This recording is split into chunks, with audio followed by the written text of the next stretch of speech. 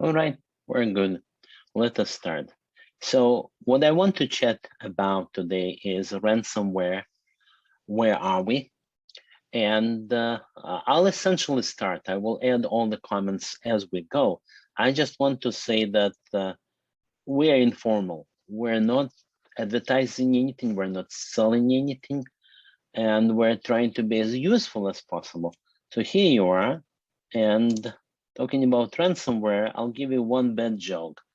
I have to apologize that I didn't invent it, and I heard it. I'll give you the source. They also apologized. They said that they apologized for the bad joke, but why was the sysadmin not found? Because he rents somewhere. Okay, that's what they got as one of the listeners. So I'm giving to you exactly what I heard. Now, with that beginning, I can tell you that we all know, we all heard about ransomware. It's now at the top of news. It's what presidents talk about, and so I will give you my latest thoughts that are based on other people's thoughts, not at my invention, but something useful. So here is a map. It's attention drawer, obviously. It's ransomware. There are many such maps that you can get. Now that one is just because it's an attention getter. Now, if you want to play with it, I will also give you the link. That would be the link. So if we go there, we will see that we can, it's a live thing. So those things on the left here, they are correct. You can see what's in 2021, what's in 2020, but really that doesn't help. You know, as I'm listening to the news, and I can say I'm current with the news. I'm listening to podcasts, the best ones I'll give you, and I'm almost thinking, okay, that's what Google does, that is what Facebook does, and they do good things. What are normal people? What are normal people to do in the face of ransomware? So I'll tell you the story, but I'll tell you the major advice right away. It's whatever the big guys do doesn't help us because imagine a mafia. I think that's the best illustration. I promise to be very informal. So imagine you're running a small restaurant and mafia people come and they say, well, you want to be protected, right? And you want the big guy out of your rose bush. So obviously we will help you. And I'm drawing from a movie. So we will be your advisors on the menu. And everything else applies. It's exactly the same story, and whatever you would do in that case, that's what apply here, except that the whole story is different, because over there in the mafia case, it was all local. You were local and physical, and the gangs were local and physical. And in the ransomware, it's a completely new world where they are, as people say, one network hop away from you. And so anybody in the world is one hop away from you. That changes the complete story. So now we can go. Now, the first story that I want to share with you is Jeremiah Grossman. Jeremiah Grossman was the head of Yahoo Security, and then he started his company called White Hat Security. So he came to Houston, town is Houston in this case, and he showed hacking live. That was very impressive. That really worked. And he also gave the recipe, the advice. And the advice is be more secure than the other guy. And if you're more secure than the other guy, then hackers who do it mostly for money, they will go to the other guy or pay him, pay Jeremiah Grossman for protection. His White Hat security company will help you be more secure. And does that sound familiar? Does that sound familiar to the mafia style? You would have to pay somebody, right? Or else you wouldn't pay anybody. So that's the story. That's the advice. Now that was his lesson. Just make life harder. Keep in mind that there are many people in the world. Locally, there are just a few restaurants, but in the world, well, you can kind of hide. You can hide by being more secure. You cannot hide by obscurity. That is a well-known principle, and by now, I think you don't have to convince anybody if that's the case.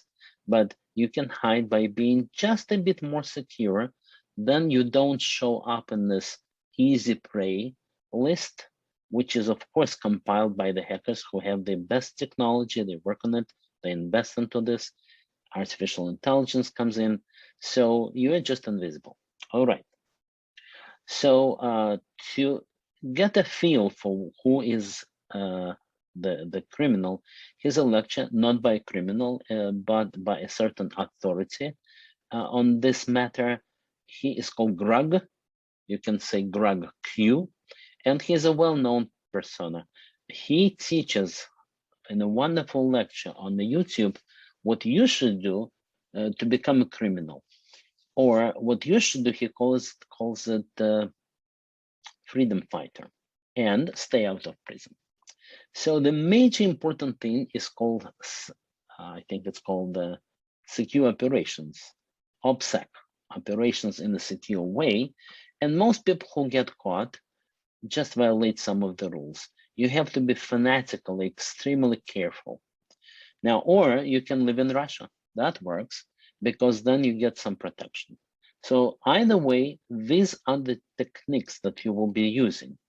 Here's the guy himself in his lecture, and here is the advice that he gives just to get a feel who is going to go against us. It doesn't have to be Russia or China.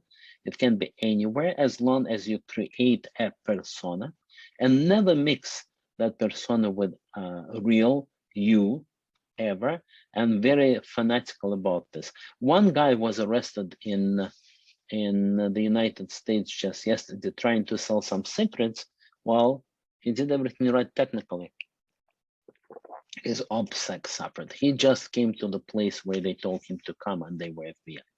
So never do this, never violate any of his advice, or you don't have to be a criminal. I'm not really teaching you to be a criminal. I'm really teaching you who are you up against.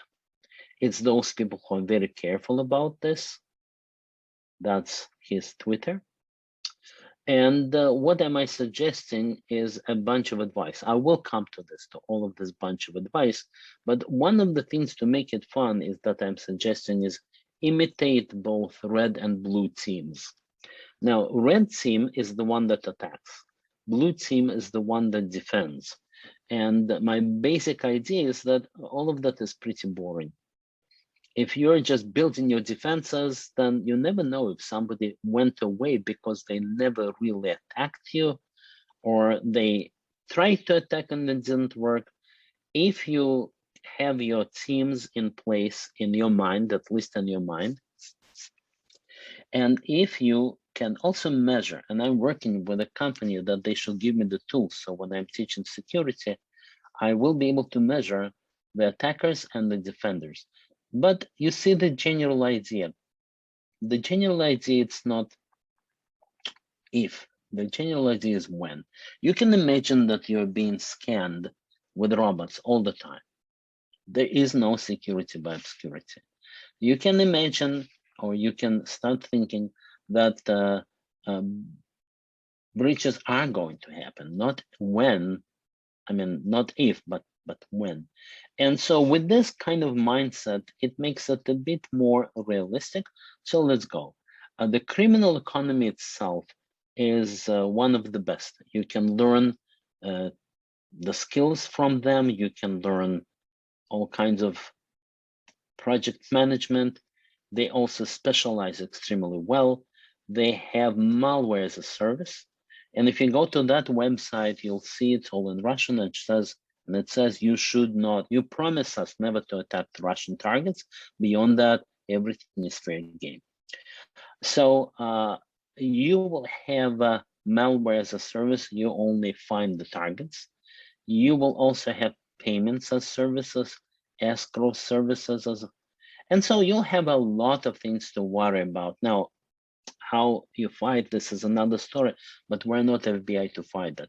we are to understand that that's what we're up against. We will get advice on that as well. Now, there is also an interesting thing that's mind-boggling. People are getting these kinds of emails. I'll pause a little bit.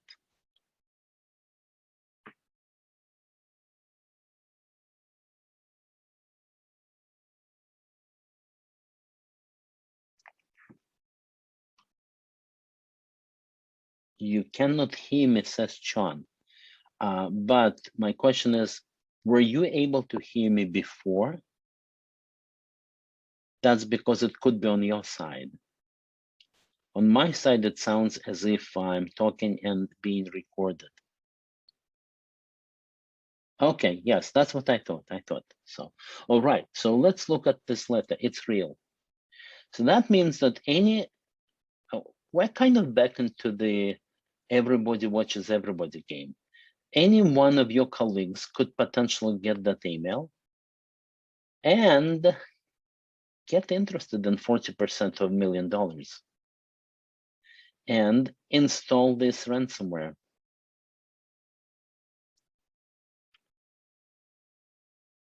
And you cannot trust anybody, not even your best friends. Well, that's back into nightmarish times, but I had to mention it because that's true.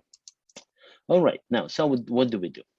What we do is we realize that even though presidents talk about this, that's really very much connected. Whatever thing one does, something else happens. Here's an example. So let's say President Biden asks Putin, and they do this. They talk to each other, and he says, hey, please stop attacking our critical infrastructure or else. Well, that or else didn't work because they didn't stop attacking the infrastructure. Why they didn't? Well, first of all, it's a big question if Putin really stops them. Secondly, let us say one gain goes out. What happens is that another gain comes in. Obviously, they see that they're becoming center of attention, and they see that there may be something happening. Later on, they may become military targets. But now, so let's say one gang gets scared and gets out, but then there will be new ones who are not scared, and they will continue. So essentially, you can't really easily control it, not with threats and not with negotiations, because you only partially control the bad guys, even if you control them. So you started trying to do one thing, you ended up doing something completely different. That reminds me of the book that I'm listening. This is a guy talking about Buddhism, and he mentions one of the concepts is inter-be. He says that all things are connected. And you start pushing too hard, you break things, right? His example is quite striking. He says, you look inside of the United States, you see Iran. You look inside of Iran, you see United States. Not maybe to that extent, but everything is interconnected, and you should keep it in mind. So if everything is interconnected, then what you could do is you could try to look into the game theory. What happens if you are attacked? And this guy invented lots of interesting today's notions, because he says, let's say we have a game. So let's say in this game, there are two people. Usually they call them Alice and Bob. So one way is that Alice can say, in the next step, I'll get $10, and you, Bob, also get $10. If he also agrees to that, then they get 10 and 10. But she can say, I'll get 100. You get nothing, or you get 1. So that's a game where they don't know what will be. And here's what they usually should do. Usually they say, if I'm playing this game just once, then I will get 10, because 10 I get for sure. But the 100, well, he may also ask for 100, and he may then punish me by I get nothing. So that's the game theory where Mr. Aumann added is that if in game theory you play it many times, now you can get an interesting agreement. You can tell Alice, you know what, one day you'll be getting 100 and I'll get 1, but tomorrow you will promise me that I will get 100 and you get 1, and she won't listen because she doesn't believe you. Then you say, and if you don't listen the next time, I'll kill you, meaning I will punish you, you'll get nothing forever. So that's the game theory part of the thing. That's very good for the powers that be. That's very good for the FBI and everybody else. We'll come to the practical results later on our side, because that doesn't quite work. Again, we're not FBI. So to just finish with this big news is that yes, FBI is involved. Yes, they're menacing. And in fact, there's one guy who says, if you just let me, and that's the top FBI guys, if you just let me, we will attack them. We will attack them. And how do you attack them? You destroy their trust, right? You hire their money brokers and they stop believing everybody. Then you hack them. The hackers are quite bad about their own anti-hacking, so you hack them. It is just an policy. And the policy is called Hounds. And this Hounds policy, release the Hounds, is being discussed just in the last maybe week or two. That's been discussed for a while, but now Australia, Great Britain, France, they all promise to treat this as a military threat. As soon as this happens, they can do some attacks. Again, that's just interesting. That's where things are. It will be better, but everybody agrees that it won't be better right away. Okay. So here is what we're against. Let's go and I'll give you the source. Then I'll start talking about the real stuff. So that's my source. That's one of the best sources. These guys are really fantastic, not just because they are good talkers, but because they have almost everybody listening to them. Like Microsoft listens to them, and the FBI listens to them. And you can see this, you know, week they talk about something and they give advice. They say, hey, if somebody is listening to us on the FBI side, that's what we would do. Sometimes it does happen. So they kind of, by de facto exchange of news in those cases where it's not allowed to talk directly. So they talk about the latest news here, that they might get attacked. And if you want to be very current, that's what it should be. But if not, here's my piece of advice, going through all of the advice that you and I can do. Something that you can do as a programmer, something you can do as a businessman. So number one, I would say, is education. One little piece of light is enough for 100 people. So education is something special. And well, it's a plugin. Yes, it's my company, but you can see here, bottom right, we do teach security courses. But on the other hand, some of what I talked here is based on those courses. So it's a win-win situation. That's number one. And you don't have to take our courses, of course. I just gave away all of my sources. Here they are. That was this Risky Biz. It was, I'll give you some books later on as well. Okay. Now, the next thing that you do is you start using the standard things that the security experts do know, but with the developers, to us, this is always complete news. So it turns out that there is such a discipline called threat modeling. It has its own tools. You can get that out of this book. It's the great book, one of the best books out there. Adam Shostak is a Microsoft security expert.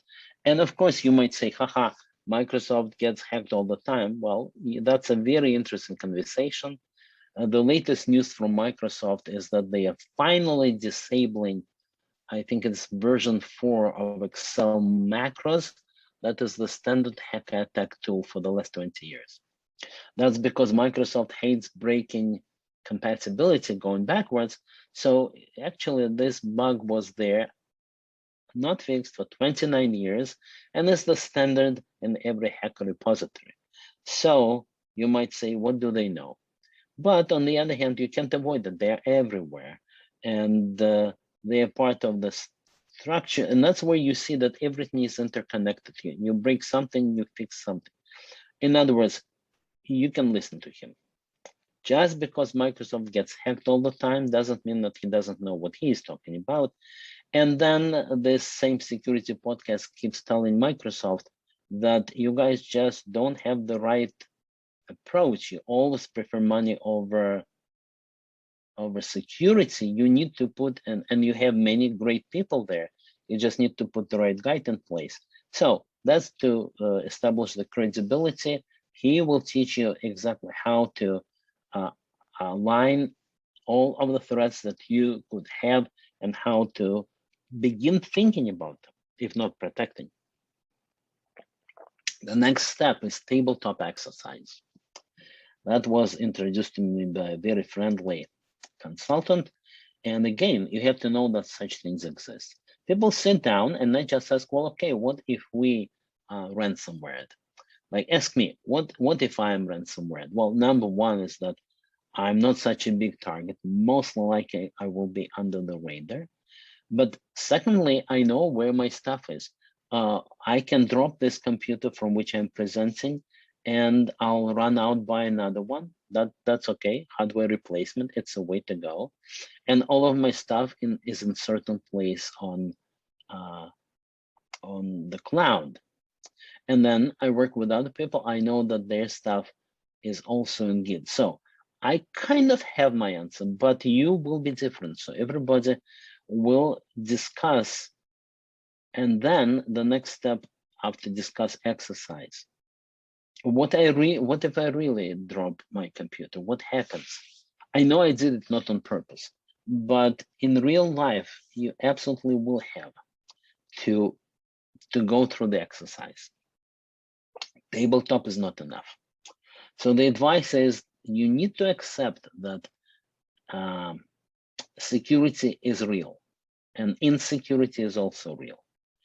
And that will help you to prepare to waste some time on tabletop exercises, right? Otherwise you won't do it, but everybody knows you have backups.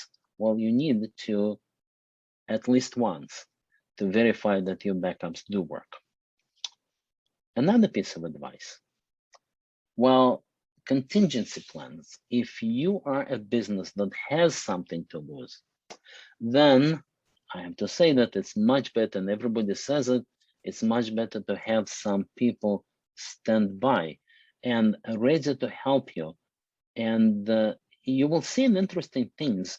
Today, hackers will say, and by the way, they will say, you're ransomware, give us that much money, or usually 70 million to start with. Well, they have their bargaining services lined up. You too, you should have your bargaining services lined up. And then they will tell you, don't hire any help. It's the same, I'm repeating the joke I heard, it's the same as you would be a policeman and you're saying, okay, I'm arresting you and don't hire any lawyer. All the lawyers want is your money, so don't help. Of course, you would not believe that, right? You would not believe. So there are a few services that help. Of course, there is legal. There is also negotiation service. That's very strong. The negotiators on the malware side, they use pretty bad words and very intimidating tactic. So you need somebody who is used to this kind of bad words and intimidating tactic as well. And there are quite a few people there. And even in the government, the latest is that listen to what the government has to say. It's not a bunch of people who just bureaucrats. They went up the rank of bureaucrats. No, it's different today. The chief of security in the government is somebody who is real expert in security. And surprisingly enough, people praise him and whatever he says, and that also goes for other authorities now, that they are becoming real. So it's all right to listen to them. It's all right to have this advice. I'll give you some more examples where There is great work going out there. And so contingency plans means that you find the trustworthy sources. You have somebody who will be negotiating on your behalf because time will be of essence. And these are the practical advice. Now, from here on, I have a description of threat modeling. I'm not going to give you the complete, that's just too much. What we would be talking here, I'll show just some examples, is that there is such a thing as stride. Just that alone is already very helpful. Stride was invented quite a while ago, and it is still correct. So if there is an attack, then the attack can be one of those six, and I think 98% falls in these categories. Spoofing is telling you that that's not me, telling you that you're being attacked by somebody else, or any kind of things that President Putin is very famous for that. Whatever happens, he says, it's not me, I didn't do it. Tampering is changing the data so that you don't know that it's new data. And from then on, you can look it up. Now, that is essentially what I wanted to tell you. And there is much more interesting stuff that meets the eye when we're talking ransomware. So I'll pause and I will ask you, and you are all able to chat, any questions?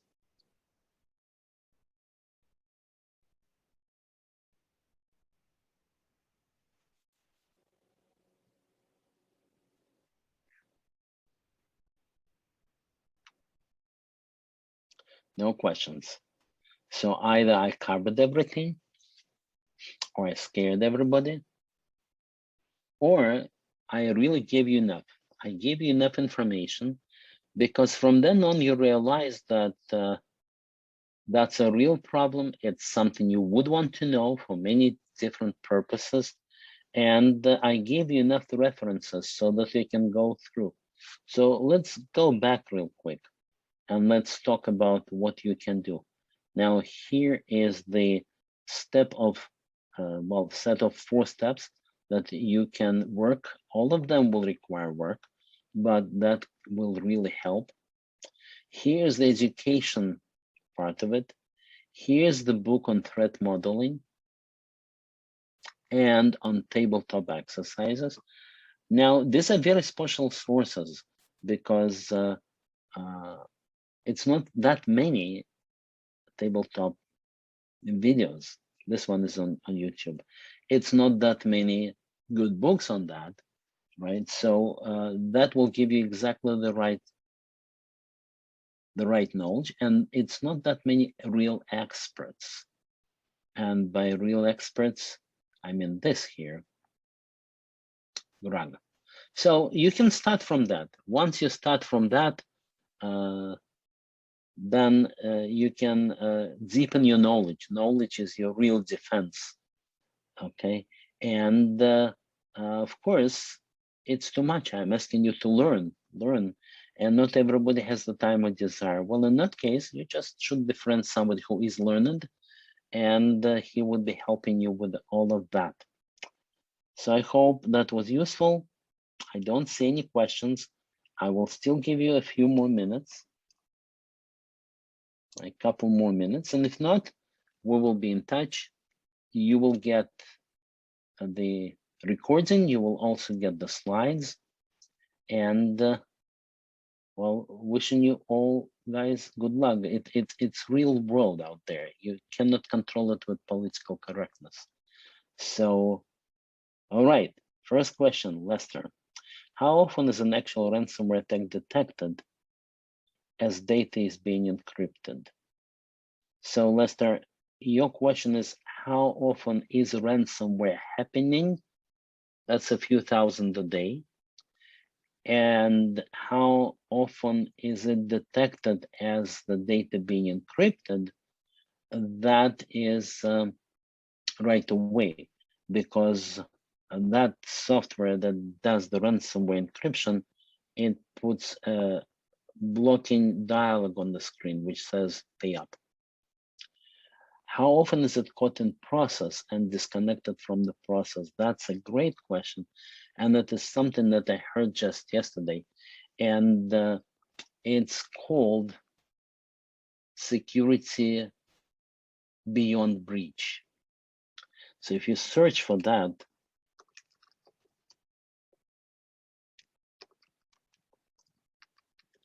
you will see that it is a book, but also you'll surely find those ideas by these guys whom I heard it from, or if you write, I'll tell you exactly. Well, the essence of what they're saying is that uh, don't think that, first of all, you are secure within your network. Don't think that, because this is called zero trust network. It's a new idea that we were all protected from the perimeter, and from then on we were all safe. That's not true at all. And so the next step is, how do you prepare for that? How do you prepare for your perimeter to be breached? And after you are breached, don't think that it's game over.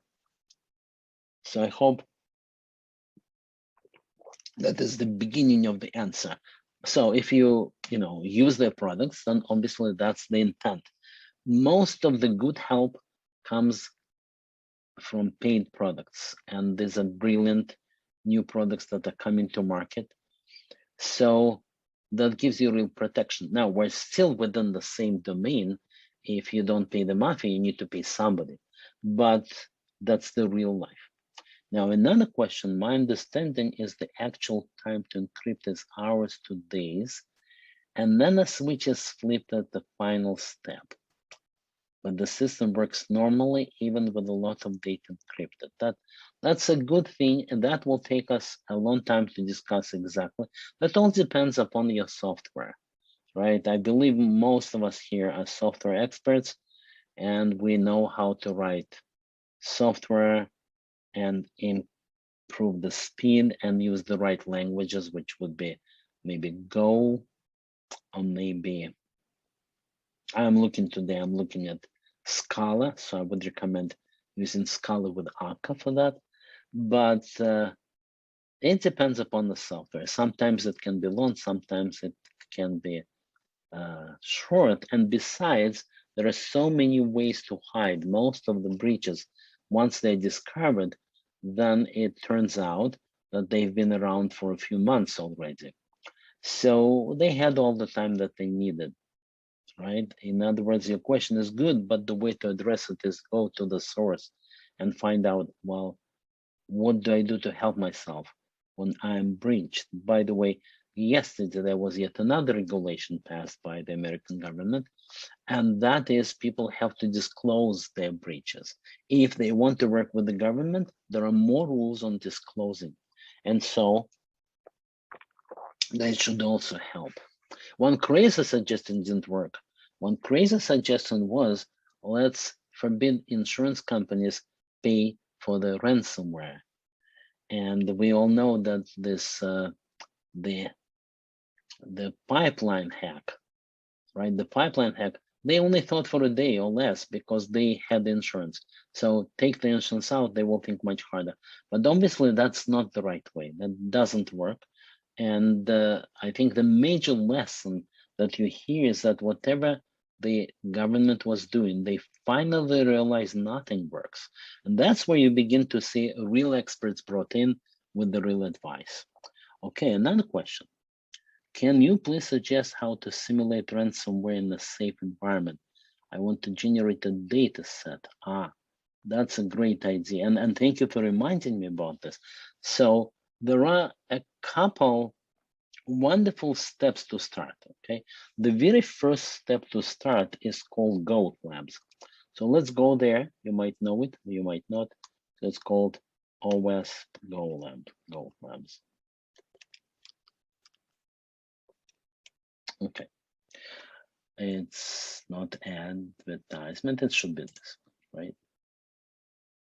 Now, that's a great thing by itself. It definitely is worth talking about this.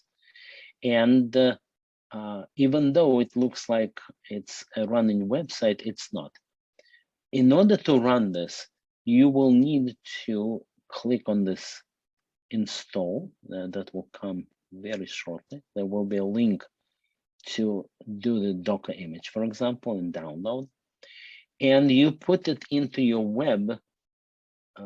web-based, far away from you, web-based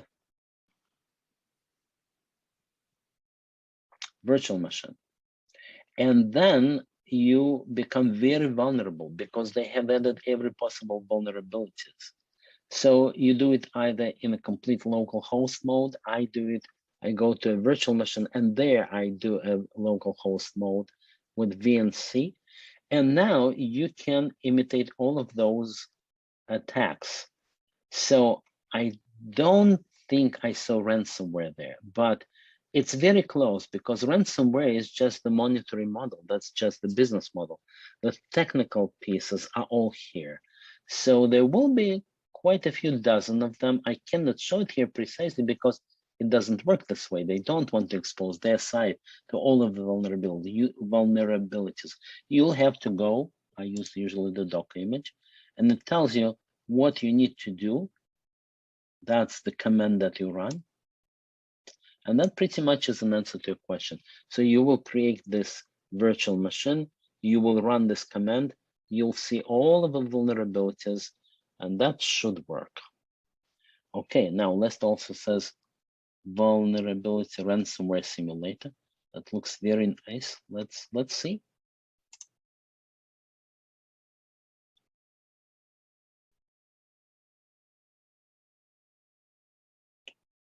Good. So that obviously requires some study. What is the difference? What are the pluses and minuses? So yeah, that's a great link, but I'm not going to analyze it right now. Now, how to protect the backups from the attack is a great question, Mohammed. And I think the usual advice is this. The backups may be good or they might be already poisoned. So what you need to do is run the exercise. For every security measure, you need to run the exercise where you run this measure. In your case, you restore the backups and you check them. Now, there still may be some efficient way of doing things to hack you back, but now that's a big thing. That's a big war now. And so if you're just a bit protected, that's already very good. As you can see, there is no absolute protection for absolutely everything. No, there are things like state actors. There are unbelievably sophisticated hacks, and they can get anybody they want. But they won't. The thing is that they won't. If it costs more to get you than what they can get out of you, then they simply won't. So that's good enough. And beyond that, you probably think about the insurance. Great questions, by the way. Thank you very much. These are very helpful questions. Okay. There may be a lot of results, but it would be a separate talk to go through all these tools and to see how much is real. We live in the world of search engine optimization, so people will put out anything to the web. What I'm giving you is verified and used in my classes.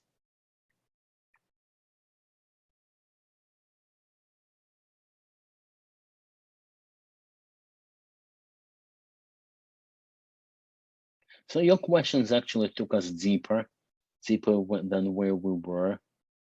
And that's great. I thank you for that. I think that we gave it enough time. We can stop now and we can still continue our conversation in the email or any other channel of communication. So thank you very much, guys. And I'm wishing you a very good day today and a very good weekend. Thank you. Thank you, SKB. Thank you, John. Thank you, Lester.